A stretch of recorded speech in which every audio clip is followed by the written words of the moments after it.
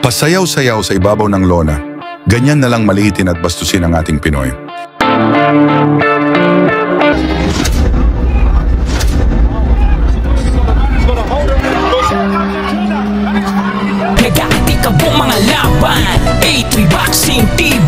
Isa sa basehan na magaling talaga ang isang Pinoy boxer pag may dayo na ito sa ibang bansa.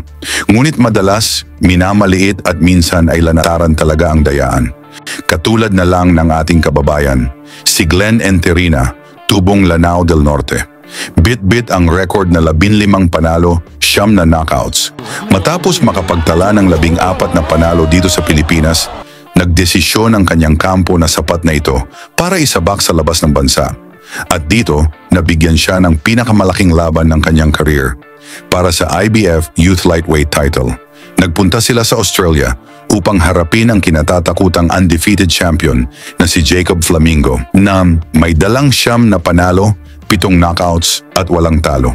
Kaya dito sa laban, sobrang dehado ang ating Pinoy kung saan pampataba lang daw ito sa kanilang future world champion. Pagdating sa laban, may pasayaw-sayaw pa si Jacob sa pagpasok na suportado ng kanyang mga fans. Halika mga boxing fans, panoorin natin kung paano napabagsak ng dehadong Pinoy ang kanilang champion. Tuloy ang aksyon dito sa round 2 kung saan parehong palaban ang dalawang boksingero. Round 1. Sa umpisa ng laban, agresibo si Enterina, target ang bodega ng mas matangkad na Australiano. Who's the fighting Thailand, he told me, was the memory of his great friend of his Jordan Coe, who's the fighting Thailand, and he used to do ring entry, making weight. He said his ring entry is a whole ground with a good friend. And the 9 power punches, as you can see, Enterina was right here now. One draw, as you mentioned, Jacob 9-0 with 7 pounds. Which is the market, it's not right here, any means an easy fight for Jacob MG. This man is coming to fight, he's coming to Australia to take this title. Jacob MG knows what to do. Goes on a big slam and knows how to go to the body. Yeah, he's being very patient here as MG. He says it's not a punishment. He's taking a lot of punches on his gloves, but now he's starting to open up himself. Just very patient, waiting for himself. Now he's starting to open up himself. Just very patient, waiting for his openings before he throws his punches. I asked him about his game plan. He said he's going to use his footwork at the start of the fight. He's going to watch those long punches, which is obviously what he's doing here. He's going to hold his head to start walking it along, and his words were dominated 3-4 rounds. It's going to be very dangerous for him. Because once he gets his punches off his range, he'll be okay, this man, especially early in the fight. But yeah, we'll get that for him against the ring. Yeah, good punches, definitely intrigued up.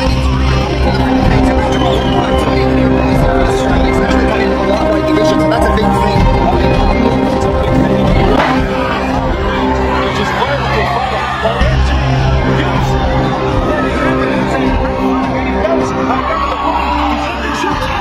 Mula sa solidong suntok ni Jacob nang bumagsak si Enterina, sigawan ng mga fans akala tapos na ang laban, pero tumayo at lumaban pa ang matapang na Pinoy. Round 2. Mula sa isang solidong kanan ni Enterina, bumagsak si Jacob nang nagawa pa nitong tumayo ngunit bistadong nasaktan. He's got to survive it. One chance. He's got to survive. He's got to run. He's got to hold him. Because here comes Enterina, and he's flying. He's landing big shots. Jacob MG is in trouble here. He's looking to hold his ground. He's looking to stand up. Enterina, will he punch himself out? He needs fight, Nathan. He's in trouble here. He's looking to hold his ground. He's looking to stand up.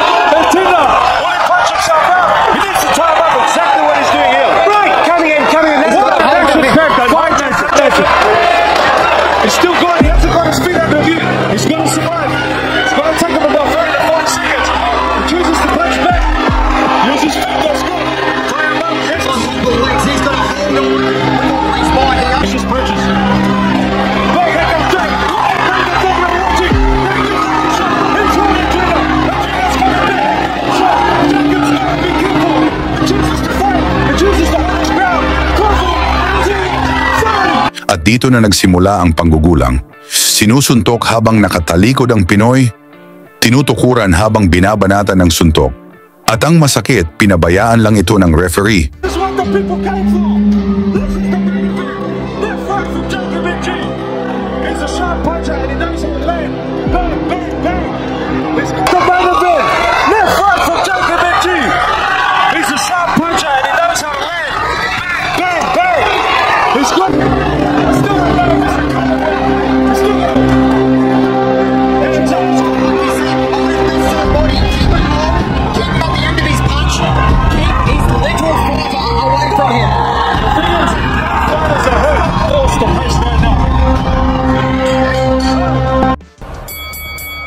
Sa round 3 sa mga kalukuhang ginawa ni Jacob Anang, ang Pinoy pa ang nabigyan ng warning. It's dangerous, the Filipino. He's got to be patient. He's got to start sticking with the jab.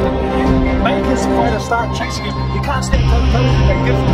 Give his opponent that. Because he's so strong, he's a wicked puncher. His opponent's gloves, he's picking it up, but he's showing up.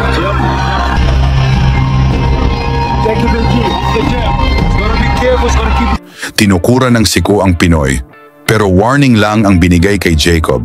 Kunyaring binawasan ng puntos si Ang, pero pinapahinga lang ang kanilang kampyon. He loves to mix it. He loves combinations. Two to the body, one over the top.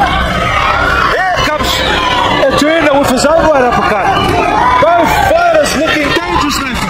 Doesn't he put on a performance every time for the crowd? Jacob NG.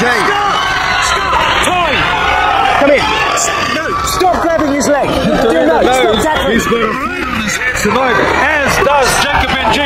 Both of these guys bringing up the best of each other. As the mouth guard of NG falls out of his mouth.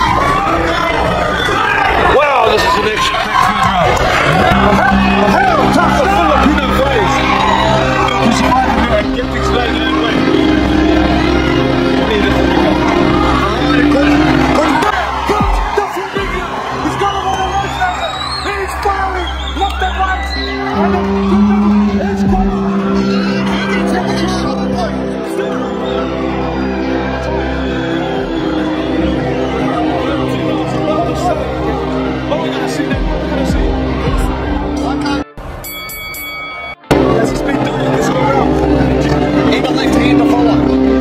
He's got him on the right side.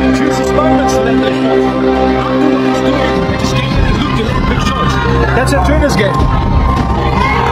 Taking a lot of shots, but he's still there. And he's still dangerous. He's again, but he's wearing a lot. His attack is better than his defense. This is what this Filipino title possesses. Some punches to the body, to the throat. And here comes MG with a variation of punches to the body, to the throat as well. This is where he needs to be. More knocks in the front door. He is hit him with everything, the Flamingo. There's a slip. What a fight. How tough is this one? Round 5, mainit ang bakbakan. Lumalaban pa rin si Eterina. Matapang na nakipagsabayan kahit bistado ang pagpabor ng referee. Eterina knows nothing but left hooks and right hands and fight. He's got NG in the corner now. NG reached out well. He's got the beautiful. This one's got the quick. He's heavy, punching, flat-footed opponent off. Round 6, patuloy pa rin na ginugulangan ng Pinoy, pero laking gulat ng lahat nang bigla na lang itinigil ng referee ang laban kahit sumusuntok pa at lumalaban ang Pinoy. Dahil dito, talo si Eterina by technical knockout. Pero malinaw, pati referee ay tumulong para iligtas ang kanilang kampyon. Ano ang masabi niyo sa laban? Pag-usapan na lang natin yan sa baba at salamat sa inyong suporta. Lagi niyong sundan, huwag magpapahuli. Pag-usapan ay bakbakan, balita niya at laban. Mga Pinoy na di nagpapagapi. Salamat sa mga suporta na lagi nandyan.